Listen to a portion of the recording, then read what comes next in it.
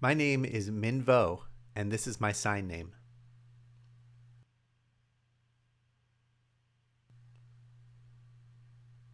Every morning I get up and I have a traditional Vietnamese breakfast with my family.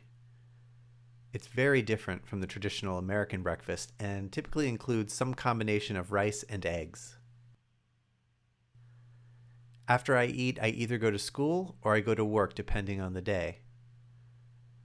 Sometimes I teach ASL, sometimes I tutor, and at the end of the day, I go home and spend time with my family. I do chores, I watch my niece and nephews, I take care of my mom who's elderly now. And yeah, that's about it.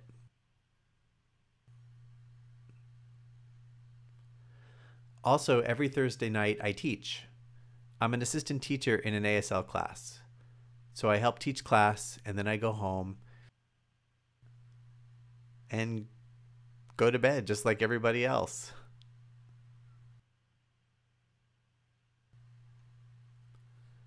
Back in Da Nang, Vietnam, I didn't grow up like normal kids did.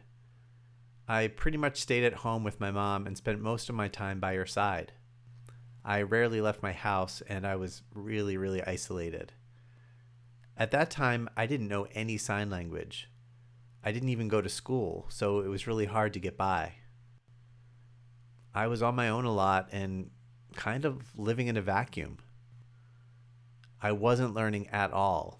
I had absolutely no education and I was completely illiterate. I didn't even know what my own name was. I did go to a school once to check it out to see what it was like, sort of as a visiting student. And I got to see what they did there, but I still had no concept of what school and education was all about.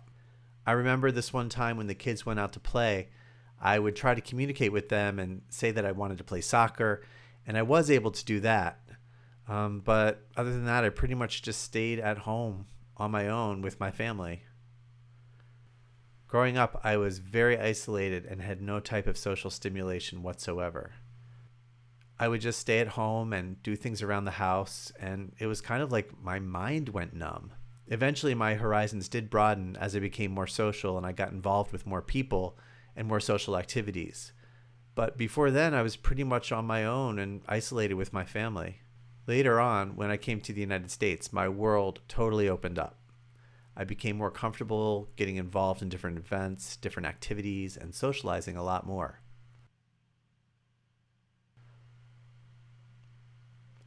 I'm the only deaf person in my family, and my parents don't have a lot of knowledge about deaf culture and don't realize that deaf people can do anything that hearing people can do. So there are a few things that they've done in the past that have been pretty frustrating. Like my mom said that I wasn't able to drive or just do basic things independently, like go to the library on my own. I found that really discouraging because the message that I was getting from her was always that because I'm deaf, I can't do these things. So it's taken some time, but over the years, I've been educating my parents and showing them that as a deaf person, I can be independent and am able to do the same types of things that they are. And I think that they finally started catching on, little by little. My life is completely different now compared to what it was like back in Vietnam. Back in Vietnam, all I would do was stick around my house by myself, but now I feel so much more part of the world. I can go out and do whatever I want to here. In Vietnam, I lived in a very tiny, remote village and didn't hang out or communicate with friends. But in the States, I'm very much connected with the deaf community. In Vietnam, that just did not exist. It was totally different.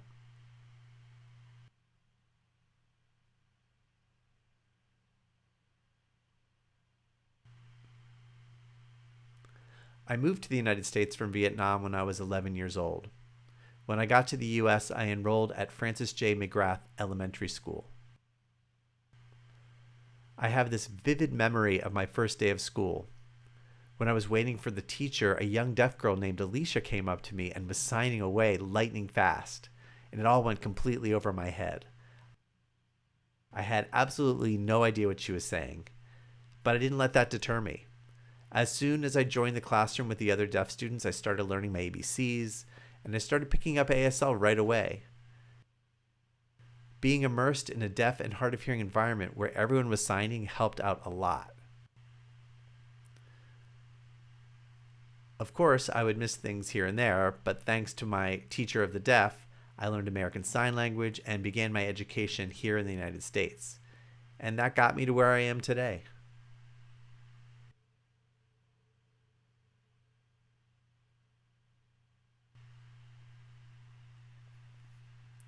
To me, recovery means any person who might be depressed or who has substance abuse issues or mental health issues.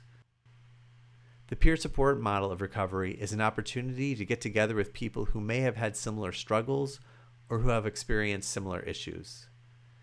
It's a safe place to share your feelings and experiences with one another in a non-judgmental and respectful environment. Now I'm involved in peer support, and I engage in meetings to help people out in the community through their recovery process.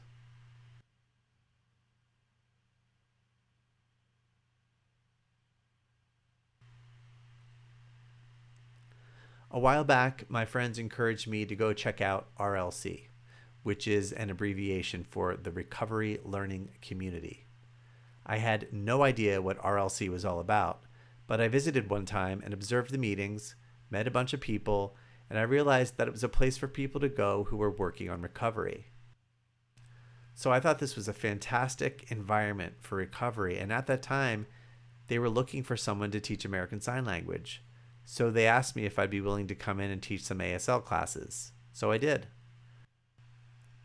I began teaching ongoing classes, and along the way, they also told me that I had an opportunity to take a training to become a peer support person. So I was also involved in the training at RLC, and now I do both. I've been teaching American Sign Language, and I've also been involved in the peer support program ever since. At the RLC, we have an outlook that fosters positive thinking.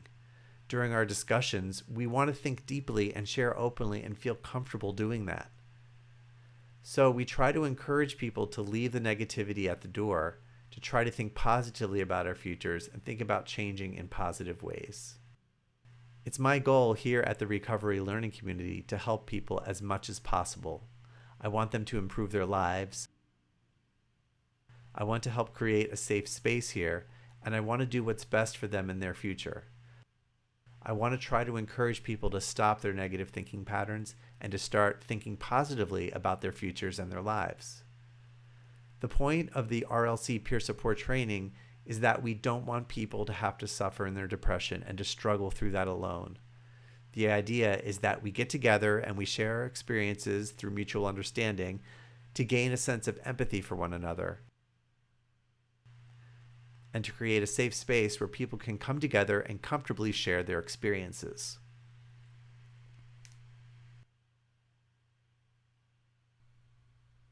I have gained a lot of insight from my experience, and from that, I'd like to tell people that you don't have to live in the darkness of isolation. You do not have to be alone. You can take charge of your life and think in a positive way about who you are and what you want to become in your life and in your future. And you can apply that to whatever you want to achieve in terms of your career goals or really anything. Please don't let other people discriminate against you or keep you down or tell you that you can't do what you want to do. In your heart, you need to know that this is your life and you can achieve whatever you put your mind to.